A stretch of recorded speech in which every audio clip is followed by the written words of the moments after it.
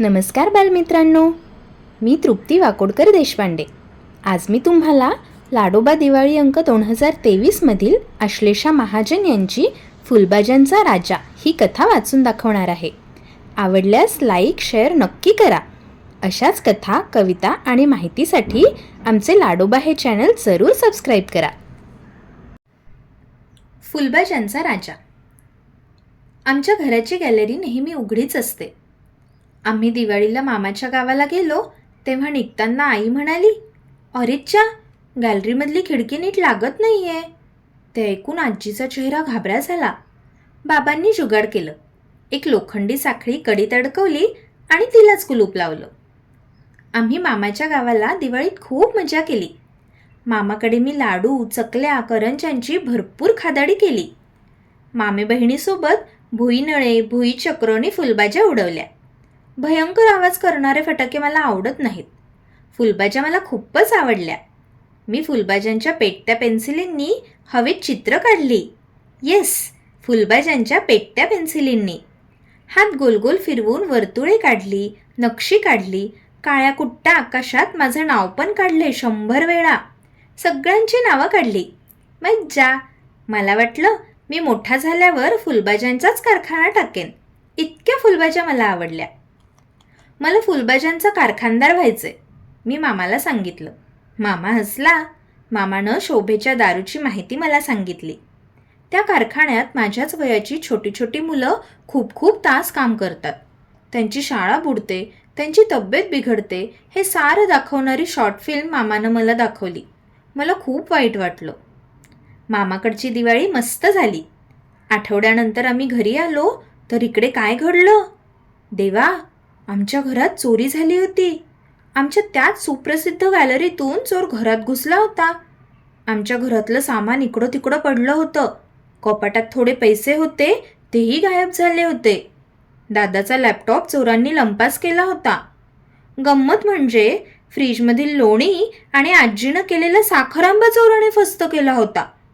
Laptop गेल्यामुळे दादाला खरं तर रडू येत होतं, पण तो गालाचा फुग्गा करून बसला होता. मग मलाही खूप वाईट वाटू लागलं. आईला तर छातीत धडधडायला लागलं.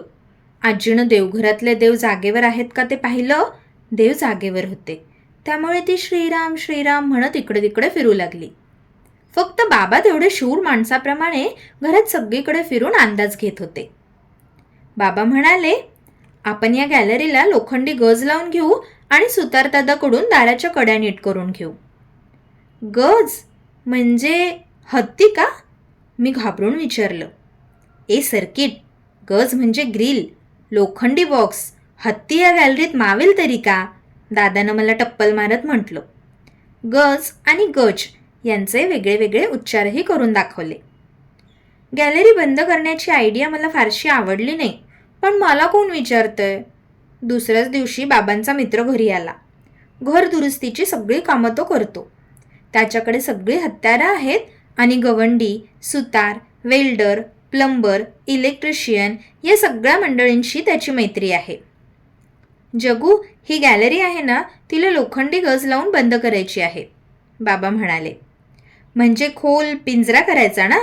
जगू काकानं विचारलं. होय, पिंजराच, बाबा म्हणाले. म्हणजे पिंजऱ्यात राहायचं आपण? मी विचारले तेव्हा सगळे खो खो हसले. होय तेजस, मस्त पिंजरा करू तुझ्यासाठी. वरती थोडा पत्रा टाकू, खाली कुंड्या ठेवायला मांडणी करू. जगू काकानं बरंच वाढवून वाढवून सांगितलं. मग त्यानं कागदावर चित्र काढून दाखवलं. बाबांनी आईकडे पाहिलं. आईनं मान डोलावली आणि जगू काकाचं काम सुरू झालं. सुरुवातीला लोखंडी सळ्या त्यानं छान कापल्या. मग एक चमत्कार घडला. त्यानं डोळ्यांवर काळा गॉगल घातला आणि एक मशीन सुरू केलं. त्याला वेल्डिंग मशीन म्हणतात. दादानं माहिती पुरवली. 2 गज एकमेकांना चिकटवताना सुंदर ठिणग्या उडू लागल्या. ओह, सुंदर चमक्यांच्या फुलभाज्याच, वेल्डिंगच्या फुलभाज्या, फुलभाज्याच फुलभाज्या. म्हणजे पुन्हा दिवाळी सुरू झाली की. याहू! जगू काकानं काळा गॉगल घातल्यानं त्याला काही त्रास होत नव्हता, पण माझे डोळे दिपले. मी डोळे मिटले तर मिटल्या डोळ्यांसमोर लाल पिवळे तारे चमकायला लागले. जगू काका हा जगातील सर्वात श्रीमंत माणूस आहे असं मला वाटलं, कारण त्याच्या हातात जादूच्या ठिणग्या आहेत. सुंदर चमक्यांच्या फुलभाज्या. तेजस, सारखं काय जगू काकाच्या मागे मागे फिरतोयस? त्याला त्याचं काम करू दे. तू तुझं सुट्टीतला अभ्यास करत बैस, आजी म्हणाली. मला रागच आला आजीचा. इतका भारी फुलभाज्यांचा जादुई नाच बघायचा सोडून अभ्यास काय करायचा? मी मान डोलावली, पण मुळीच तिथून हललो नाही. मी एका भन्नाट स्वप्नात शिरलो. सोनेरी ढगांवर एक इंद्रधनुष्य वाकलेलं होतं.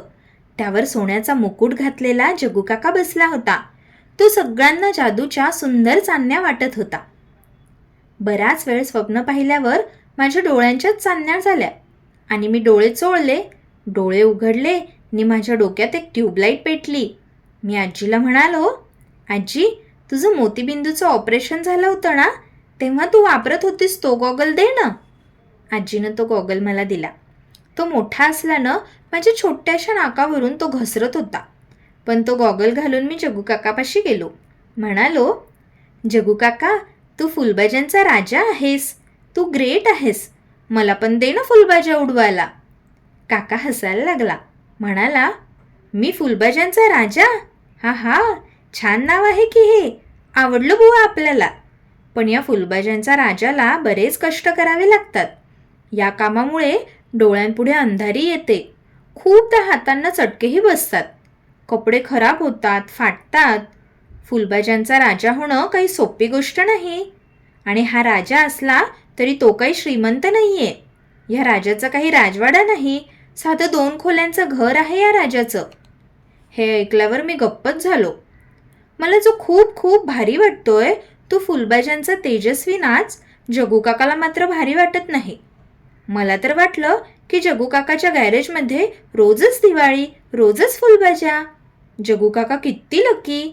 तरी जगू काका इतका गरीब कसा? पण मग बाबांनी मला समजावून सांगितलं. दिवाळीतल्या फुलभाज्या एका रसायनापासून बनवतात. त्याला दारू म्हणतात. ही दारू वेगळी, ती दारू वेगळी, असेही ते म्हणाले. बरं का तेजस, वेल्डिंग करताना वेल्डिंग स्टिकचा उपयोग करतात. त्या काडीला विजेचा जोरदार करंट लागला की त्यातून ठिणग्या उडतात. लोखंड काम करताना धातूला धातू जोडायला त्याचा उपयोग होतो. बाबांनी सोपं करून सांगितलं, पण मला काही फारसं कळालं नाही. आजीचा मोतीबिंदूवाला गॉगल घालून मी जगू काकाला म्हणालो, हे फुलभाज्यांचा राजा, मला वेल्डिंगचं काम शिकव ना. मला फार आवडलं आहे. मी मोठा झाल्यावर तुझ्यासारखाच फुलभाज्यांचा राजा व्हायचं ठरवलं आहे. जगू काका हसला. त्यानं मला त्याच्या मांडीवर बसवलं. त्याच्याकडे एक जास्तीचा गॉगल होता. तो त्यानं माझ्या डोळ्यांवर ठेवला. आजीचा गॉगल बाजूला ठेवला. मग त्यानं खरोखर माझ्या हातात वेल्डिंगचं मशीन दिलं. बापरे, केवढं जड होतं ते. माझं मनगटच दुखायला लागलं. काकानं मला 2 पट्ट्या जोडायला शिकवलं.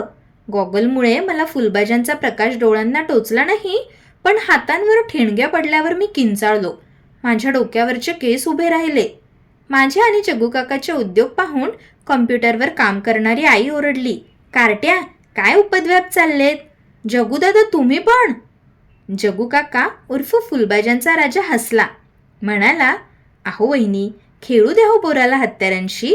मी सुद्धा बालपणी असाच होतो. ही सगळी हत्यारं मी हातात घ्यायचो, वापरून बघायचो.